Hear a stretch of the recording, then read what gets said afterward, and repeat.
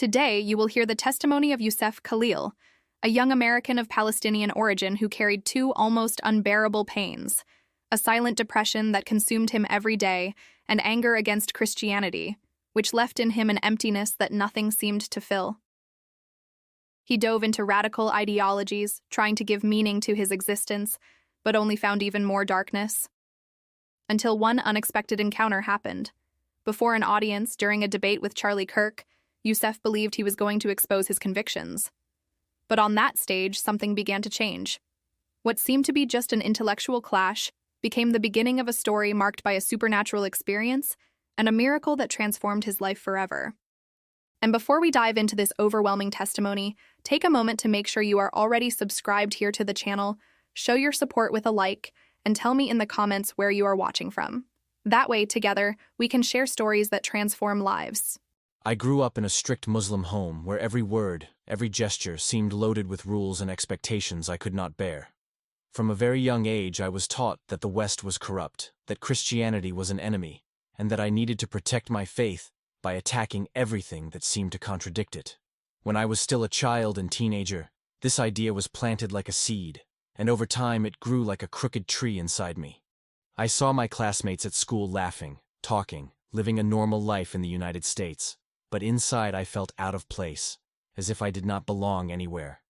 There was an emptiness in my heart that no religious explanation, no radical speech could fill. It was a suffocating mix of hatred against the world and hatred against myself, and while others saw only a young man with a steady gaze, I was hiding something much darker: the silent depression that devoured me every day. I spent sleepless nights staring at the ceiling of my room, trying to understand why life felt so meaningless. Insomnia followed me like a ghost. I tossed and turned in bed, my mind full of heavy thoughts, painful memories, and a future that seemed increasingly suffocating. Every day I wore a mask of strength, but inside I was breaking into 1,000 pieces. On the internet, I found a kind of refuge, but in reality, it was an even crueler prison. In dark forums, in groups that preached intolerance, I found voices that reinforced everything I already believed. It was as if those words fed me with rage and numbed me to the real pain I felt. They said we were victims, that we needed to fight, that Christianity was to blame for everything. And I believed it. I repeated those ideas like mantras, trying to fool myself into thinking that this was my mission. But no one saw what was really happening to me. Behind the rigid posture, I was just a suffocated young man, crying silently without anyone noticing. Depression led me to think about giving up on everything. About disappearing. I walked the streets carrying a burden so heavy it felt impossible to let go. And to avoid facing the pain, I sank even deeper into hateful speeches. The more lost I felt, the more I tried to cling to the idea that I needed to confront and destroy Christian ideas. It was as if, by attacking others, I was trying to silence the noise screaming inside me. I remember one night in particular. I was alone in my room, the light off, phone in hand, scrolling through the same forums as always. There were hundreds of comments filled with anger, harsh words against Christians, accusations against the West. I read every line as if it were gasoline poured onto the flame burning inside me. But when the phone screen went dark and I saw my reflection in the window glass, I felt empty. It was as if I were drowning in endless darkness, and no matter how hard I tried to hide it, the truth was that I was completely imprisoned by depression. The people around me had no idea. I smiled when I had to, answered politely, but the moment I was alone, the thoughts crushed me. It was a daily battle, as if there were two voices inside me, one saying I had to keep feeding that hatred, and another, quieter, saying that all of it was just a way of running from my real pain. That second voice I tried to suffocate, because I was afraid of facing what was truly happening inside me. I was so deep in it that I began to believe there was no way out. Depression told me that life had no value, that nothing I did mattered, that I would never find peace. And even so, I tried to maintain the facade. At school, with friends, even with family, I acted as if I were in control. But in reality, I was shattering inside. I was an invisible prisoner, someone who breathed but did not live, someone who spoke but was not heard. The more I gave myself to that radicalism, the more my mind became poisoned. I believed I was defending the truth, but deep down, it was only an escape. It was a way to channel the pain of depression into something that made me feel less useless. I did not realize it, but every harsh word I read, every hateful speech I absorbed, was another weight pulling me away from who I truly was. I was just a broken young man, desperately trying to find meaning in the middle of chaos. I remember feeling that there was something wrong with me, as if a part of me still sought something different, something greater, but I did not know what it was. And because I did not know, I clung even tighter to hatred. That was the way I found to survive, or at least that is what I thought. But each day depression showed me that this was not life. I was sinking deeper and deeper, and absolutely nothing seemed capable of rescuing me. This was the picture of my past. A young man hiding tears behind radical speeches, a shattered heart pretending to be strong, a prisoner of depression no one could see. I believed my mission was to destroy ideas, when in reality, I was being destroyed inside. But even in that darkness, something was about to happen. Something I could never have predicted. Something that would change my life forever. I was 22 years old when everything began to crumble in a way I could no longer hide. Depression consumed me on the inside, but on the outside I clung to a mask of strength. I told myself it was not just sadness, that I had a mission, that I needed to show the world how wrong Christianity was.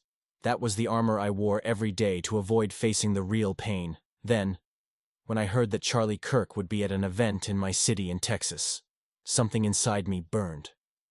I felt as if I had received a personal call to prove my truth. I thought, this is it. This is my moment. On the outside, it looked like confidence. On the inside, it was despair. The idea of facing Charlie in front of a crowd became an obsession. I spent hours locked in my room, with books open, videos playing on the computer screen, notes scattered across the bed. Every sentence, every argument was repeated like a soldier sharpening his sword before battle. But the reality was that I was waging a war against myself. While I tried to memorize sharp lines, my mind crushed me with thoughts of failure, emptiness, and worthlessness. I knew I had no peace, but I convinced myself that if I could defeat that famous Christian in public, somehow I would feel whole again. The nights were long and silent. I stared at the ceiling, unable to sleep, with my heart racing and my mind full of doubts I would not admit out loud. I imagined the scene over and over, me standing, microphone in hand, everyone looking at me. In my head, I humiliated Charlie Kirk, deconstructed Christianity, drew applause from the audience. But at the same time, an inner voice reminded me of my weakness, of the depression that would not leave me alone, of the tears that soaked my pillow when no one could see. It was a painful contradiction. I was preparing to fight an external enemy, when in reality the true enemy was inside me. The day of the event arrived. I woke up early, but not because I had slept well. In fact, I had barely closed my eyes that night. My body was heavy, my mind exhausted, but I forced myself to get up, to put on my simple shirt, my dark jeans, and leave the house as if I were a soldier going to war. With every step, I felt the weight of the expectation I had created for myself. You need to win, I repeated silently. If you lose, you prove you are worth nothing. This was the pressure that crushed me, but I pretended everything was under control. When I arrived at the auditorium, I immediately realized I was not in my territory. There were hundreds of people smiling, some praying quietly, others holding signs with Bible verses. I felt out of place, almost suffocated, as if I had entered a world that did not belong to me. My body was tense, my hands sweaty, but I disguised it. I sat in the left corner, eyes fixed on the stage, silently repeating the lines I had memorized. I needed to look strong. I needed to prove something, even if I did not know exactly what. When Charlie Kirk entered, the crowd erupted in applause. I remained seated, motionless, with my heart beating fast. I did not clap, I did not smile, I just waited for my moment. And that moment came faster than I expected. The microphone passed from hand to hand until it finally reached me. I stood up as if I had been called to the center of an arena. My legs were shaking, but I could not let anyone notice. I had to sound firm, confident, relentless. I opened my mouth, and the words came out louder than I imagined. I accused Christianity of historical manipulation, spoke about wars, about the Crusades, about innocent bloodshed in the name of faith. Every word was a punch I threw at Charlie. I expected him to get angry, to respond with the same fury. I wanted confrontation. I wanted an explosion. Deep down, I wanted to pour out all the anger I carried from life, from my depression, from my emptiness. But then something happened that I did not expect. Charlie listened to me in silence. He did not interrupt, did not laugh at me, did not mock my accusations. He looked at me steadily, but without hatred. When he finally responded, it was not with shouts or insults. He spoke about freedom. He spoke about forgiveness. He spoke about a God who not only demands but transforms hearts. I heard him say that it is not debates that save a soul, but the love of one who loves even his enemies. In that instant, I felt as if a wall inside me had been struck by an invisible crack. I did not let it show. I remained standing, serious face, rigid shoulders. But inside, something had moved. I had never been confronted with calmness. I was used to facing shouts, arguments, or silence, but never had someone looked at me with compassion in the middle of my attack. I left the auditorium without understanding what had happened. I did not feel defeated, but I also did not feel victorious. On the contrary, for the first time in years, I was not sure if I was right. Charlie's voice echoed inside me, mixed with the weight of the depression that had been crushing me for so long. I went back home disturbed, repeating the phrases I had heard, trying to smother the confusion that was beginning to grow in my heart. I did not know it yet, but that moment had been the beginning of a rupture that would change everything in my life. That night, as I left the auditorium, nothing seemed to make sense. I had planned every detail, rehearsed every word, prepared myself as if it were a decisive battle, and yet when I stood up to attack, I did not receive what I expected. I wanted confrontation. I wanted to see anger in Charlie Kirk's eyes. I wanted him to get irritated, to respond in the same aggressive tone I used against him. But none of that happened. He simply listened to me, in silence, without interrupting me, without treating me as an enemy. And when he responded, it was as if his words pierced through my defense. He spoke about forgiveness. He spoke about freedom. He spoke about a God who not only judges but transforms hearts. I was not ready to hear that. I had never seen someone respond to hatred with calmness. I had never experienced being looked at with compassion while spitting out accusations. I left there confused, as if an earthquake had shaken the structure I had built inside me for years. For the first time since adolescence, I was not sure if I was right. It was a frightening feeling, because my whole world revolved around having certainties, around believing I possessed the truth, and the other was wrong. But that calm response, that look that carried no contempt, opened a fissure inside me. I went home like a man in silence, walking through the streets without noticing the people around me, just trying to process what had happened. That night, I lay down on the bed but could not sleep. The ceiling seemed to stare back at me, as if it were a screen where Charlie's words were being projected again and again. It is not by winning debates that a soul is saved, but by the love that reaches even those who hate us. Those words echoed in my mind as if they refused to leave. The more I tried to ignore them, the stronger they became. It was like a hammer striking against a wall that was already cracked. I turned from side to side, pulled the pillow over my head, but nothing helped. My mind seemed taken over by a voice that was not mine, a constant reminder that there was something wrong with everything I believed. My heart was racing, and my breathing felt heavy, as if I were suffocating inside myself. It was in that state, between exhaustion and despair, that a phrase escaped my mouth almost without my wanting it. It was the most unlikely prayer of my life. God, if you exist, show me the truth. I had not planned to say that. I had not thought of beautiful words. I had not invoked a specific name. It just came out, like a timid whisper, almost ashamed, but carrying an immense weight. And somehow, in that simple phrase, it felt as if my whole heart was opening through a crack. I did not know what to expect. In fact, I did not even believe something would happen. But after saying it, the silence seemed even deeper, as if the world had stopped for a few seconds. I closed my eyes and thought, maybe I am losing my mind. And even so, that phrase kept echoing inside me in the following days. I began to carry that prayer as a secret. I did not tell anyone. I kept visiting the forums, repeating old ideas, but it was no longer the same. The words that once ignited me no longer had the same effect. I read the accusations, but it all felt empty. It was as if a small seed had been planted inside me and had begun to push its roots down, silently. At the same time, the depression seemed to grow stronger, because I was torn between the old and something I still did not understand. A few days later, I was alone at home. The weight of depression crushed me like never before. I closed the bedroom door, turned off the lights, and sat on the floor. My hands covered my face, and the tears flowed without my being able to control them. I could not take it anymore. My heart felt like a stone inside my chest. Thoughts of giving up on life passed through my mind like persistent shadows.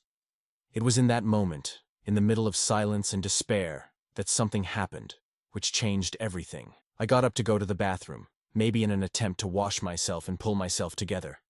But as soon as I closed the door behind me, I felt something strange in the air. First, it was a slight dizziness, as if the floor were swaying under my feet.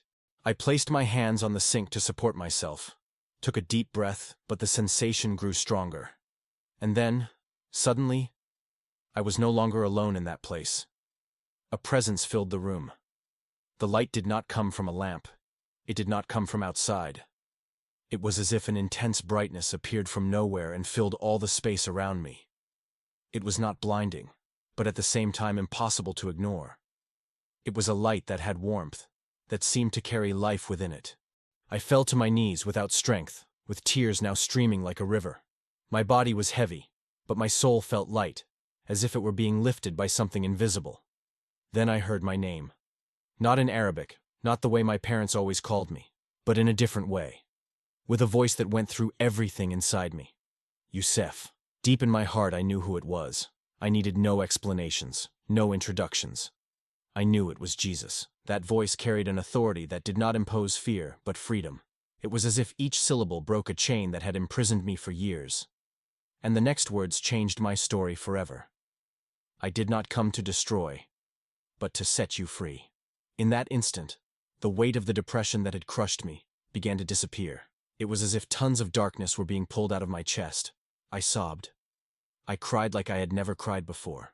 It was no longer the crying of pain, but the crying of someone who was finally being set free.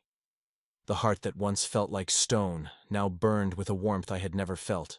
I stayed there, on my knees on the cold bathroom floor, completely surrounded by that presence. Time seemed to no longer exist. It could have been seconds or hours, I do not know. But every moment was engraved like fire inside me. I did not see walls. I did not see the mirror. I saw nothing but that light enveloping me completely. It was as if I had been transported to a place outside this world, where there was only me and him. The fear disappeared.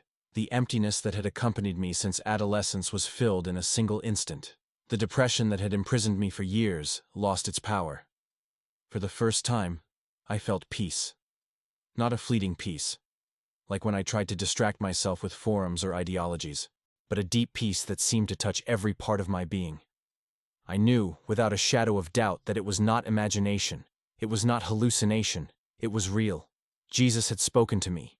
He had called me by name, and I could never be the same again. When the light began to fade, I stayed on the floor for a few minutes, unable to stand. My body still trembled, but my heart was steady like never before. My eyes were still shedding tears, but now they were tears of relief. I kept repeating softly, almost whispering. I heard. I saw. It was real. I got up with difficulty, staggering, and lay down on the bed. But this time, the silence was not heavy. The silence embraced me. I closed my eyes and realized that something definitive had happened. I did not know what would come next. I did not know how to explain it to my family or to anyone else. But I was sure of one thing. I was free from an invisible prison that had destroyed me for years. In the following days, my routine began to change without me even having to force myself. The forums that once were my refuge of hate no longer attracted me. I would enter, look at the heated debates, read the speeches full of resentment. But it all seemed empty. It made no sense. What once lit a flame of anger in me now sounded like a distant echo, like voices of people trapped in the same labyrinth I had escaped. I simply closed those pages. It was like closing an iron door behind me. In the place of hate, a new hunger arose. I found myself curious to open a Bible. I remember the first time I held one. The pages felt heavy with mystery. I did not know where to begin, but every verse seemed to have been written for me. I read about Jesus saying, "Come to me, all you who are weary and burdened, and I will give you rest," and it tore through my heart. I was that weary one. I was that burdened one. And suddenly I understood that relief was not in ideologies, nor in wars of words, but in that voice that had already called me in the bathroom. The hope that began to sprout inside me was something I had never experienced. It was not a fleeting optimism, it was something solid, almost tangible. I would wake up in the morning, and instead of feeling that suffocating weight of depression, there was a lightness. It does not mean that everything became perfect all of a sudden, but there was a peace that sustained each step. It was like still walking in the middle of storms, but now with the certainty that someone was holding my hand. But that inner transformation soon faced its first real test: telling my family. I knew it would be hard, but I had no idea how painful it would be. I spent days rehearsing the words in my mind, trying to imagine a way to explain what I had lived without sounding like a traitor. In my culture, leaving the family's faith was not just a personal decision. It was seen as a rupture with one's very identity, almost as if I had cut off my own roots. When I finally gathered the courage, I called my father to talk. We were on the porch of the house, and I remember the clear night, the Texas sky full of stars, and the warm wind blowing as if it knew nothing of the storm that was about to come. With a trembling voice, I told him what I had experienced. I said that Jesus had called me by name. I told him about the light, about the peace, about the healing of depression. My father's face slowly changed. First, an expression of disbelief. Then, his features hardened. He stood up without saying a word and went inside, leaving me alone. My mother, who had been listening in silence, began to cry softly, unable to look at me. My brothers called me crazy, a traitor, someone who had been deceived by the Americans. That night, I slept in the car. Not because anyone had explicitly kicked me out, but because the silence and rejection were heavier than any shout. And there, alone, leaning against the seat, I cried like a child. I did not cry because of the pain of losing my family's acceptance, but because I knew that this would be an inevitable price. Even so, deep inside, there was a peace that held me. I did not feel abandoned. I knew I was not alone. The presence that had enveloped me in the bathroom that night was still with me, whispering to my heart, "I am here." In the following months, my relationship with my family remained tense. My father did not speak to me. My mother avoided my eyes. My brothers mocked me, saying I had lost my mind. Of course it hurt. But the curious thing was that, for the first time in my life, I could face rejection without falling apart. I no longer depended on their acceptance to exist. The peace I had received was deeper than any human approval. It was during that period that I began to get closer to a small evangelical church in the neighborhood. I entered timidly, sat in the back, almost hidden. But there I found something I had never felt anywhere else. A community that welcomed me without asking where I came from, without demanding explanations. Simple people who embraced me, who prayed for me, who smiled in a genuine way. It was as if every gesture were a living reminder that I was not alone. Even so, even with peace and new hope, I did not imagine that an unexpected battle still awaited me. Months later, at a Christian gathering, I was invited to briefly share my testimony. I climbed the stage nervous, my hands trembling, but I began to speak of what I had lived. I told about the night in the bathroom, about the light, about the voice that called me by name. The audience listened in silence, some with tears in their eyes. Suddenly, in the middle of the auditorium, a young man stood up. He began shouting, accusing me of being a traitor, saying that I had abandoned my roots. His words were the same ones I had used years earlier against Charlie Kirk. And in that instant, it was as if I were facing a mirror of my past. I saw in his eyes the same anger that had once consumed mine. I heard in his voice the same fury that had once been mine.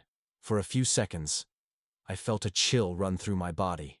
I could have responded with fear. I could have retaliated with anger. But in that moment, I remembered what had happened to me in the auditorium months earlier, when I attacked Charlie and received calm in return. I took a deep breath, looked at that young man, and instead of raising my voice, I answered with serenity. I spoke about love, about compassion, about the God who transforms hearts. The auditorium fell silent. There were no applause, no shouts, just a profound silence, as if everyone were witnessing something that went beyond words. The young man stood still for a few moments, not knowing how to react. Then, he sat down again, still visibly agitated, but without continuing the discussion. In that moment, I understood something that changed my perspective forever. My testimony was not just about me. It was not only about my deliverance from depression, nor about the supernatural encounter I had with Jesus. It was also about transforming other lives. I realized that, in the same way Charlie had been an instrument of calm and love when I was consumed by hate, now I could be that instrument for others. Days later, I learned that the young man had started searching for answers. He did not convert immediately. He did not become a Christian overnight. But something had been awakened in him. A curiosity, a restlessness, a doubt. And I understood. Sometimes, the role we have is only to plant the seed. That is when I realized my story had not ended with me. What happened to me was not only for my healing, but so that others could also find hope. I had gone from someone who destroyed with words to someone who built with testimony. And that was the greatest turning point of all. Discovering that the pain I carried for years could be transformed into life for others. After that decisive turning point, I understood that I could no longer live the same way. Something inside me had been remade, rebuilt piece by piece, as if my soul had gone through a process of restoration that I could never explain with words alone. From then on, the true transformation began. I found myself with an insatiable thirst for the Word of God. I picked up the Bible, and it seemed like every verse shone before my eyes. I read slowly, repeated, underlined, cried in silence. It was as if, with each page, a new wound was touched and healed. And the more I read, the more I realized that it was not an ordinary book. It was alive. It was as if the very Jesus who had called me by name continued to speak to me through those lines. Prayer, which once had been something distant, became my daily refuge. I no longer needed fiery speeches to feel strength. It was enough to kneel, close my eyes, and open my heart. Many times, I did not even know what to say. I just stayed silent, letting the tears fall. But in that silence, I felt a real, constant presence that filled every emptiness once dominated by depression. It was a slow process, but each day brought a new victory. Little by little, I began to share what I had lived. First in small, almost timid conversations with people from church who asked me how I had arrived there. Then in youth meetings, where I realized that many carried the same pain I had carried for years. Some were drowning in depression. Others were hiding behind masks of anger and rebellion. When I shared my story, their eyes filled with tears because they saw themselves reflected in me. It was as if, by hearing about my deliverance, they discovered that there was also a way out for them.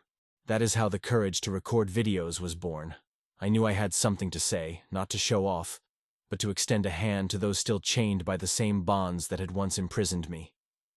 At first, my voice trembled in front of the camera. I did not know if anyone would watch, but even without guarantees, I continued.